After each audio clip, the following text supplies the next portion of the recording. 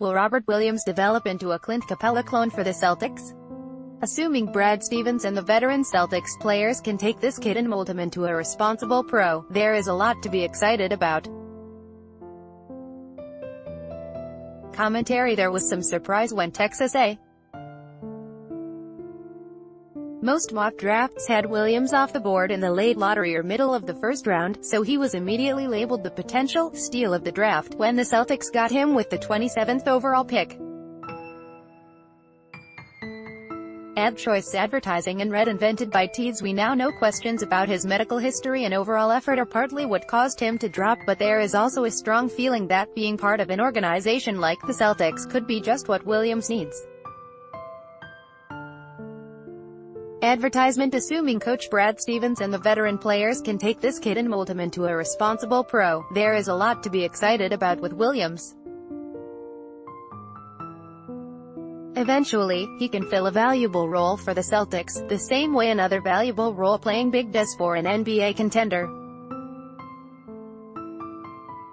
Center Clint Capela may not be the first name that comes to mind when you think about the Houston Rockets, but he's been a hugely important player for them. There's a reason everyone is comparing Williams to him. Not only do they play similar games, Williams might be a Capela clone. They are both about 6'10" and 240 pounds.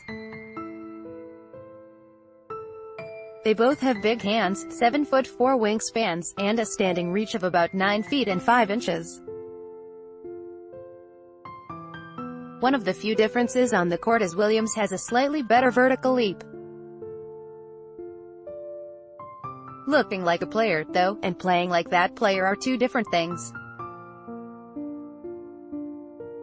Williams showed us a Capela-like game in college, but can he do it in the pros? Here's a look at what Capela does for the Rockets, and what Williams could do for the Celtics. Lob City: Williams' athleticism and jumping ability allow him to do things like this. Advertisement: This is an important element to the Capela comparison, because James Harden threw Capela a ton of alley-oops that didn't look like alley-oops until the last minute. Being able to catch a lob from a near standstill is important. Watch Harden drive the lane, draw multiple defenders, and even go up with his left as if he's going to lay the ball in. Instead, he lofts a little lob to Capela, who takes advantage of all the turned heads to get himself an easy bucket. This kind of Harden to Capela lob happened nearly every game, and often more than once. The beauty of it is how deep Harden drives the ball while still managing to get a perfect lob pass off. Williams' quick leaping ability will allow the Celtics to pull off similar plays. The Rockets also had Ryan Anderson, Trevor Ariza, and Eric Gordon, all three-point threats, on the floor with Harden and Capela. Defenders had to stay occupied with the shooters, which allowed for a driving lane to the left, even for the left-handed Harden. All Capela had to do is set a couple of picks, roll to the basket, and stay engaged throughout the duration of the play. The last part is important because some players, especially rookies, would get fooled, just like the defenders were, into thinking Harden was taking the layup. Capela staying engaged and understanding the pass could come at the last possible instant is what makes these plays possible. Giving up on the possibility of a lob could lead to a tougher shot or a turnover. Advertisement: Williams could make an immediate impact sharing the floor with Kyrie Irving, Jason Tatum, Gordon Hayward, and either Al Horford or Jaylen Brown. All are deep threats, and Williams would simply have to set screens and roll hard to the basket. A ball handler like Irving can get to the same place Harden did in that play.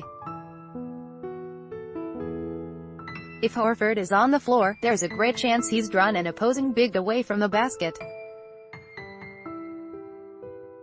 That not only gives Irving more room to maneuver, but it also forces the rest of the defense to overreact to their rim protector being pulled away from the hoop.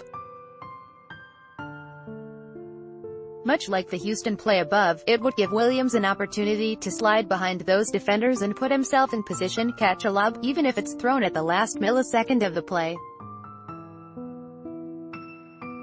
Rebounding running to the rim like that pays off in other ways too. Capela was one of the league's best offensive rebounders, finishing the regular season 4th in offensive rebounds per 48 minutes and 8th in offensive rebound percentage. By focusing almost entirely on setting picks and putting himself in position to get lobs, Capela also found himself in positions to clean up misses. On the Celtics, Williams would not be a primary option in the offense. However, if he can learn how to take advantage of defenses who are focused on stopping the stud scorers the Celtics have, he can make a nice impact early by putting back misses. Offensive rebounds can be very disheartening to defenses. Williams wouldn't even need to score the ball to have a profound impact on the offense. If he can grab rebounds, he will be forcing opponents to play another 20 seconds of defense. We've seen it happen to Boston over and over again. Good offensive rebounders can make even good defenses look bad. Williams grabbed about 10% of available offensive rebounds at Texas A. By NBA comparison, it would put him slightly above Celtics center Aaron Baines last season. Baines, for all his positive impact, was not known as a tremendous offensive rebounder, so Williams will have to work harder on that end to do what Capela does for Houston. Finding the open spot, Williams will also need to learn how to read situations and make proper cuts to get easy baskets. Plays like this exist every game for Boston. Instead of Chris Paul in the post, you can envision Hayward, Tatum, Marcus Smart, or Horford. I'll have the ability to draw multiple defenders, and all can pass out of those situations. Recognition of what the defense is doing will be the key to getting Williams easy buckets off another player's post-up. The running theme here is reacting to a defense's overreaction. When a player sees the back of his defender's head because he's focused on the guy with the ball, he should cut back door and finish the play. The Celtics will have very good players on the floor that will draw that kind of overreaction, so it's imperative for Williams to recognize it and take advantage whenever he gets on the floor. The beauty of a player like Williams is that he can stay happy as a scorer simply by living in the wake of other dynamic scorers.